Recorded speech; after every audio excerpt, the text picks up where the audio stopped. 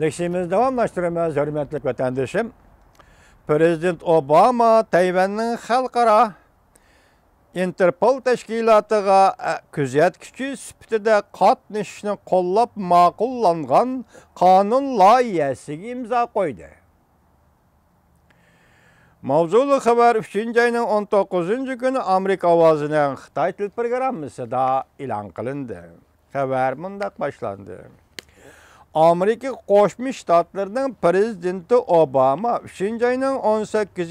gün Devlet Meclisi 3. ayının 14. günü makullagan 24-26 numurluq Tayvan'ın küzetkiçi süpütüde Interpol'a katnışını kollaş layihəsiga imza koydu. Demek Devlet Meclisi Avam Palatası makullagan Tayvan'ın Interpol'a katnışış layihəsinin üstüge Prezident Obama imza koydu degen gap, endi bu layihe resmi kanunga aylandı degen gap vatandaşım.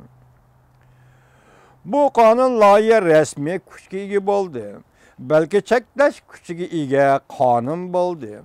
Amerika Qo'shma Shtatlar Davlat Majlisi palatasi, Avam palatasi o'tgan yili 11 ayning 2 kuni bilet tashlash orqali 1853 numurluq Tayvan'ın xalqaro Interpolga qatnashishni qo'llaydigan qonun loyiha ma'qullagan edi. Bu layihada Amerika Qo'shma Shtatlarının Davlat ishlar katibi taktiki tuzib, Tayvan'ın Interpolga qatnashishiga yordam qilishib, balki kuzatkichi sifatida qatnashishiga, aloqador faoliyatlarga qatnashishiga yordam qilishi talab qilingan. Bu kanun layihada yana Amerika Adliya Ministerligining qarmaqidagi Xalqaro Interpol Washington Markaziy Byurosining Amerikaga rasmiy vakil bo'lib, Xalqaro Interpol tashkilotining Tayvanga kuzatkichi salohiyati berishini talab qilishmo iltimos qilingan. Tayvanning Washingtonda turishliq iqtisod vakillar organi Tayvan'ın prezidenti Ma Ying-ju hukuk başığı kelgen 8 yıldan beri Amerika Devlet Meclisi'nin 2013 yılı 7. ayda makullagan Tayvan'ın küzetkiçi süpütüde Xalqaro Aviatsiya Klubuga küzetkiçi süpütüde qatnashishni qo'llaydigan qonun loyihasi imzolangandan keyin bu qatamqa qonun loyiha, yani ikinci bo'lib Amerika Devlet Meclisi'de imzolangan.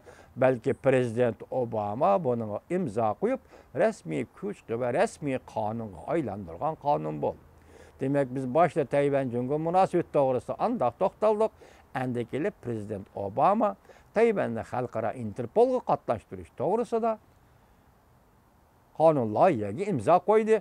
Bunun karta Cumhuriyeti'nin bayanatçısı Hua Chunying hanım derhal itiraz bildirip narazılığını bildirip Tayvan Cumhuriyeti'nin içki işi o bu degenini yani kay tekrarlı degen gap. Mana bu bugün sizlerge sözleydiğallık şeyimiz Tayvan boğazının vaziyeti.